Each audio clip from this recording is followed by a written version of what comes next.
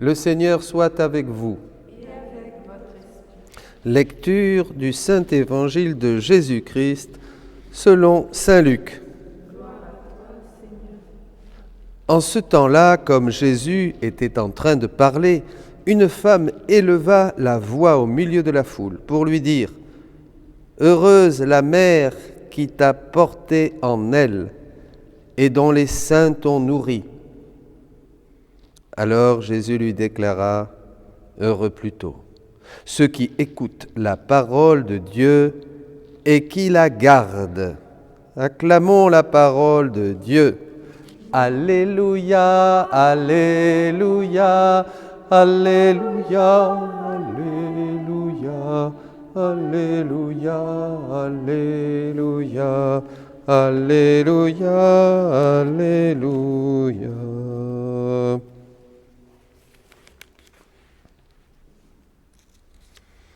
Seigneur, viens parler à nos cœurs. Nous avons lu ce passage si beau du chapitre 3 de la lettre aux Galates, versets 22 à 29. L'Écriture a tout enfermé sous la domination du péché afin que ce soit par la foi en Jésus-Christ que la promesse s'accomplisse pour les croyants.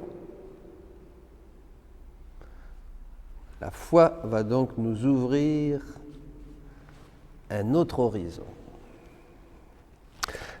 Avant que vienne la foi en Jésus-Christ, on retourne un peu en arrière,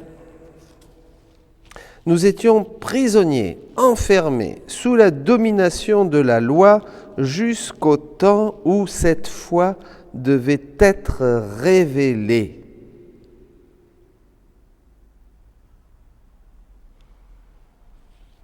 Il y a eu avant la foi et il y a eu la révélation de la foi.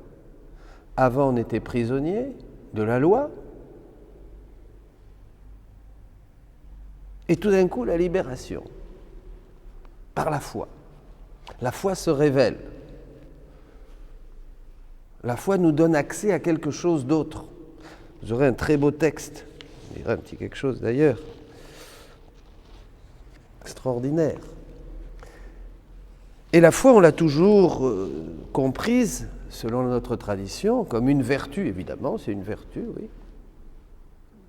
Dieu nous touche et nous donne la grâce, on écoute sa parole, cette parole génère la foi, dira saint Paul, la foi vient de ce que l'on entend, et ce que l'on entend c'est la parole du Christ, on croit et on reçoit ce don de la foi. Et si on croit, pour avoir la foi, il faut croire. Mais Jésus dit quelque chose aujourd'hui à Louisa de très important, qui change tout. Louisa,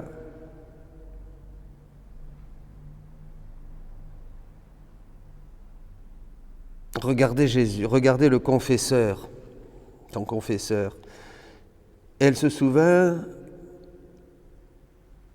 qu'elle lui avait demandé d'écrire sur la foi, selon ce que Jésus m'a enseigné, dit-elle. Je songeais à cela quand soudain le Seigneur m'attira si fortement vers lui que j'ai senti que je quittais mon corps pour me joindre à lui dans la voûte des cieux. Il me dit, la foi, c'est Dieu. La foi, c'est Dieu. Ces mots émettaient une lumière si intense qu'il m'apparaît impossible de les expliquer. Cependant, je ferai de mon mieux. J'ai compris que la foi, c'est Dieu lui-même. Extraordinaire.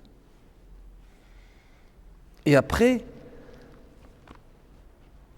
Jésus va lui faire comprendre que de la même manière que la nourriture matérielle donne la vie au corps, pour qu'il ne meure pas, la foi donne vie à l'âme. Sans la foi, l'âme est morte. La foi vivifie, sanctifie et spiritualise l'homme.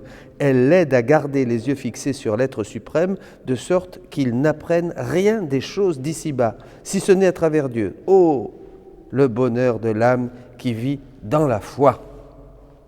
C'est extraordinaire. La foi, c'est Dieu. La foi, c'est moi, dit Jésus. Dès que nous croyons et nous entrons dans l'ambiance divine. Nous sommes embrassés par Dieu.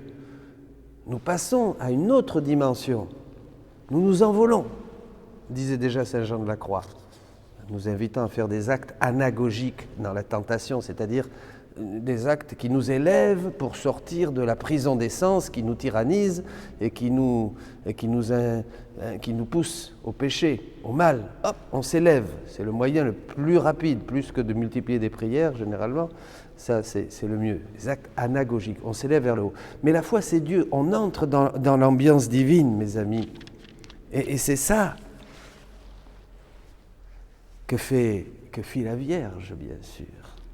Dans cet évangile que nous avons lu, cette femme, elle loue la Vierge Marie sans la connaître, ou la connaissant peut-être, celle qui t'a porté, les saints qui t'ont nourri, et Jésus, non, il dit c'est pas ça.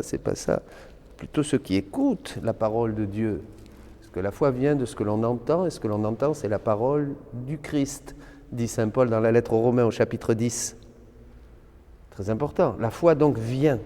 La foi vient de ce que l'on entend. Donc, vous voyez, c'est en écoutant et en recevant des connaissances d'un autre, en sachant qu'on peut adhérer, croire. Et alors, là, on croit et on entre dans l'ambiance divine.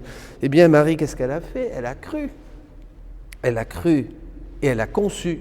Déjà, saint Bernard disait que Marie a conçu dans son cœur par la foi avant de concevoir le Verbe dans sa chair. Elle a d'abord conçu dans son cœur. Et qu'est-ce qui s'est passé? Elle a cru et elle a conçu. Elle a cru, elle est entrée dans la foi, elle est entrée en Dieu et Dieu est venu en elle et elle a reçu ce germe divin, voyez, du Père. Extraordinaire. Donc, mes amis, c'est un enseignement très important pour nous aujourd'hui qui nous invite à lire et à connaître, parce que plus vous connaîtrez sur Dieu, plus vous grandirez dans la foi, plus vous aurez de vérité, plus vous aurez de lumière, plus vous serez transformé, spiritualisé. C'est très important. Donc Jésus, qui est la foi, nous parle.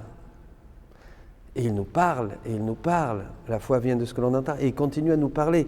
Il nous parle dans la parole de Dieu, il nous parle dans les événements, il nous parle dans les écrits du livre du ciel, où il se dévoile complètement. C'est-à-dire votre foi va être enrichie, ça va être notre vie en Dieu. Ce sont des vérités transformantes, les vérités du livre du ciel. Plus on lit, plus on découvre, plus on a soif, plus on est comme séduit, enchaîné, captivé, capturé, pour chercher, dira l'apôtre Paul, les choses du ciel. On n'est plus prisonnier. Vous voyez, cet avant, c'était quand on était sous la loi. Mais ce qu'ont vécu les Juifs qui sont passés de la loi à la foi, ça peut nous arriver toujours aujourd'hui. C'est-à-dire on peut être prisonnier de dévotion, de pratique, de choses qui sont bonnes, qui sont des choses qui nous conduisent, qui sont comme des guides, des pédagogues, vous voyez, qui nous conduisent. Mais c'est toujours à partir de la volonté humaine. Vous voyez, ce n'est pas encore la vie dans la divine volonté. C'est à partir de la... Et à un moment, eh bien, il n'y aura plus tout ça. Rappelez-vous que la vie dans la divine volonté, c'est la vie du ciel, qui commence ici-bas sur terre. Bon, au ciel, on ne va pas faire des prières à Jésus, à son précieux sang. On ne va pas, je ne sais pas, on ne va plus à la messe. On ne fait plus tout un tas de choses parce que c'est le ciel. On a tout Dieu, on participe à chaque instant à l'être même de Dieu, à l'agir de Dieu, à l'acte unique et éternel de Dieu. Et on est avec Dieu partout, dans tous les temps, dans toutes les générations. Voyez, mais ces actes qu'on fait au ciel, que ta volonté soit faite sur la terre comme au ciel, on peut déjà les faire ici, à la bonne heure. Et c'est formidable. Comment? De manière très simple. Voilà. On peut faire des actes. Et de plus en plus, jusqu'à ce que ça devienne peut-être une vie. J'écrivais à une amie, une grande connaisseuse, qui connaît très bien la vie dans la divine volonté. C'est une des premières avec son papa, Alexandra, papa José Luis, donc dans les années 75. Elle était déjà à Corato, petite fille. Et elle me disait hier, mais parce que j'avais été interpellé par un passage du livre 5, où Jésus dit que la vraie vie intérieure, c'est ce qu'a vécu la Sainte Vierge, c'est-à-dire un regard sur lui, présent en nous, tout simple, sans parole, sans rien, ça suffit.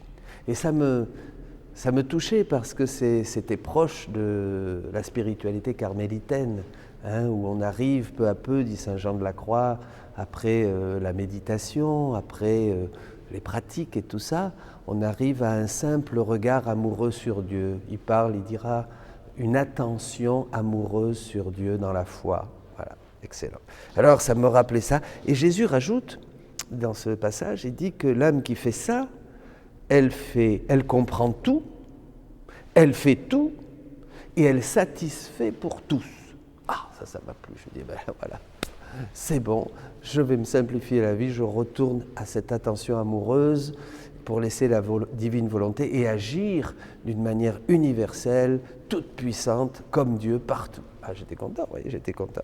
Et alors, je doutais un peu et je lui ai écrit, je lui ai dit, qu'est-ce que tu penses de ce passage, voilà. Et elle m'a répondu, elle m'a dit, c'est tout à fait ça. Mais en plus, elle m'a dit, tu dois voir que, parce que je lui dis, est-ce qu'on a besoin de faire tout le temps des rondes ? Donc elle me dit, non, on ne fait pas tout le temps des rondes. Elle me dit, parce que la vie dans la divine volonté, c'est une vie. Donc, tu fais des actes quand tu es en train de récupérer les carottes, de faire ton travail de maraîcher, ton travail de traductrice, ton travail de capture, ton travail de ménage, ton travail de curé, ton travail de prédicateur, ton travail de jardinier, ton travail de comptable, que tu manges, quand tu bois, même quand tu dors, elle me dit, tu peux faire tous ces actes dans la divine volonté. Il suffit de le vouloir et de se le rappeler à la mesure. Et si tu oublies, Jésus s'en occupe. Donc c'est vraiment un désir, c'est ta volonté de vivre ça. Et alors tous ces actes, vous imaginez la quantité d'actes, tu peux faire tous les battements de ton cœur dans la divine volonté. Donc tu vas en avoir, je ne sais pas, combien de milliers dans la journée, et tu as fait 1000 actes dans la divine volonté, et etc. etc. Donc et comment on peut accéder à tout ça ? Par la foi. L'important, c'est croire.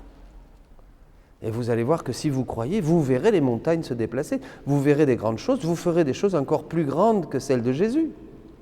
Il l'a dit. Vous voyez, donc c'est la foi qui nous donne accès à toutes ces choses. Et donc c'est ça, mes amis, l'important, c'est ces actes que nous faisons, il faut croire.